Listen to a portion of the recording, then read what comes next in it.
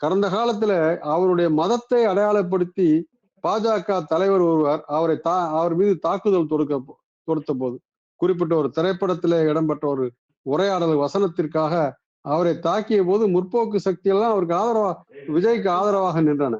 இப்படியே கேள்வி கேட்டார்கள். இது அப்படி என்றால் இந்துவாக பிறக்கிறவர் தான் இந்து கதாபாத்திரத்தில் நடிக்க வேண்டும் என்று சொல்லுகிறீர்களா என்று நான் கூட கேட்டிருக்கிறேன். அப்ப அவங்க விளக்கம் கொடுக்கலாம், இல்ல நாங்க அப்படிலாம் அந்த மாதிரி சொல்லலன்ட்டுலாம் விளக்கம் சொன்னாங்க. அந்த அளவிற்கு விஜய்க்கு அன்றைக்கு ஆதரவாக குரல் கொடுத்தவர்கள் எல்லாருமே, இப்ப தன்னை அவர் எல்லாருக்குமான சக்தி, எல்லாருக்குமான வேட்பாளர், எல்லாருக்குமான தலைவர், எல்லாருக்குமான வழிகாட்டி என்று இப்ப தொடர்ச்சியாக பிரச்சாரம் செஞ்சுட்டு வந்திருக்கிறார். குறிப்பா இளைஞர்கள்ல மத வேறுபாடு இல்லாம சாதி வேறுபாடு அதெல்லாம் தன்னுடைய கொள்கையில அவர் சொல்லியிருக்காரு.